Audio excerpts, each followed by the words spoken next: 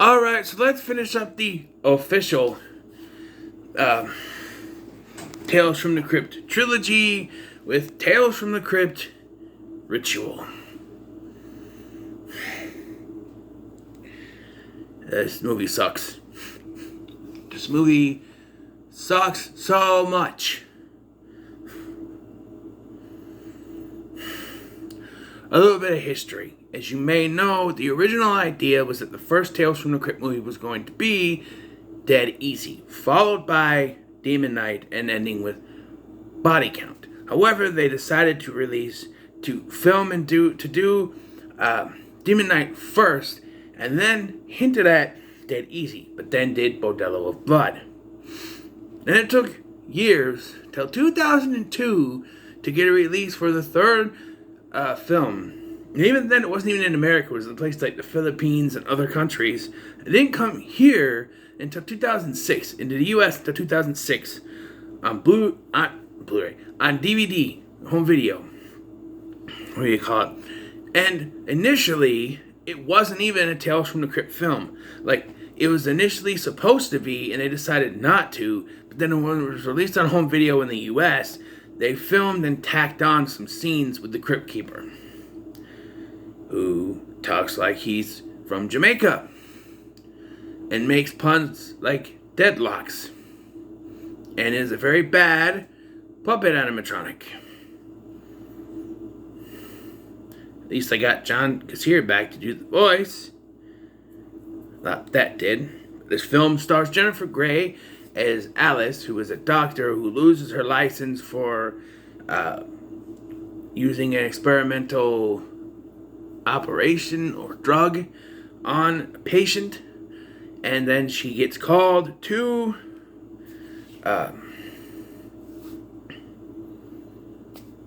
Jamaica to see what's going on with she's called by a guy named Paul, played by Craig Sheffer, to see what's going on with his brother Wesley. Well, there she meets Caro, who is Jamaican, and I think I've seen her in the Fresh Prince of Bel-Air before. Yeah, so she's doing an investigate. Look, I'm not going to go through plot details with this, except for the somewhat at the ending, but don't waste your time with this movie. It's fucking terrible. Alright?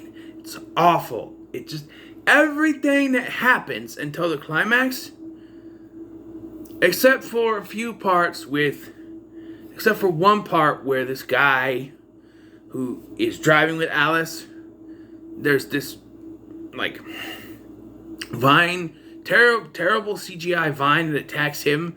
That's apparently happening to him.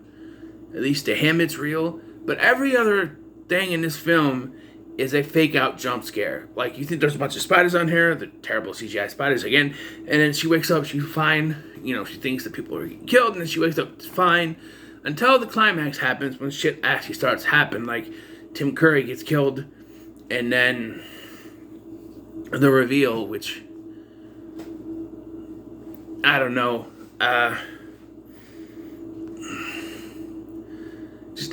almost every single thing that could be horror in this film is a fake out jump scare. It is the ultimate way not to make a good horror film. You see it nowadays too with certain things. They do jump scares that are stupid things, like someone walking into frame next to you. Oh God, didn't see you there. Something falling. Oh good God. A door slamming. Nothing that can be considered scary, or the ultimate middle finger, a dream scare, which happens like 2 or 3 times in this film. Yeah, the thing with the spiders, she wakes up in bed. And there's another one where she wakes up in bed and it's a jump scare. Also, this movie is sleazy as fuck. Alright? There's quite a few scenes of nudity. There's an entire scene where Caro is talking to Alice, and she's butt-ass naked almost the entire time, until the end of the scene when she finally puts the robe on. And almost every time we see Jennifer Grey, when she gets to Jamaica, she's sweaty, and we can see nipples, through her shirt, which I'm not complaining, but it's almost every scene. There's even one scene where it's like a dance scene. She's got to dance to do voodoo because she was in Dirty Dancing, and you can see right through whatever outfit she's dressed that she's wearing. You see right through. You can see tit, and it's one thing to put nudity in your film, but this is sleaze. This is almost Harvey Weinstein level of sleaze. That it's gratuitous is what it is. I don't mind nudity in films, but this is gratuitous. It's too much. In fact, the most interesting thing, this film sucks.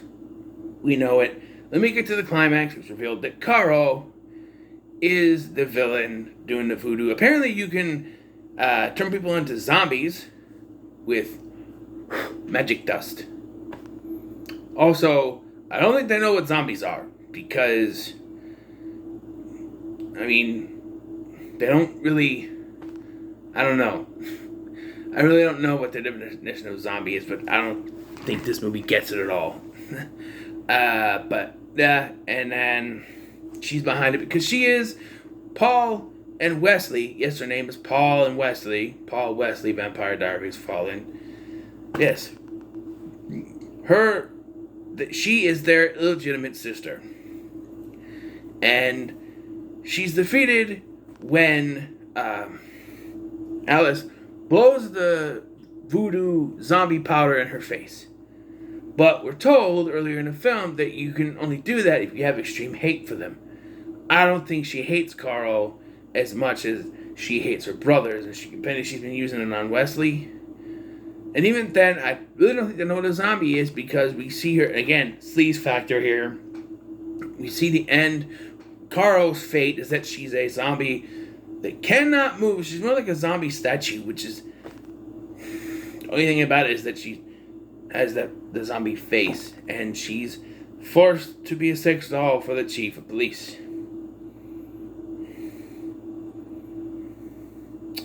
Are you sure the Weinsteins didn't have anything to do with this film? Are you sure about that? I'm just saying, it's a little sketchy.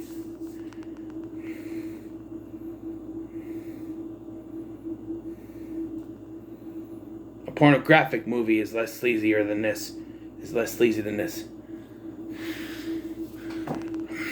But, yes. In fact, the most interesting thing about this film is that I've seen it before, or at least half of it. So quite a few years ago, there's a cable channel called Flix. I don't know if it's on all cable or satellite, but there's a channel called Flix.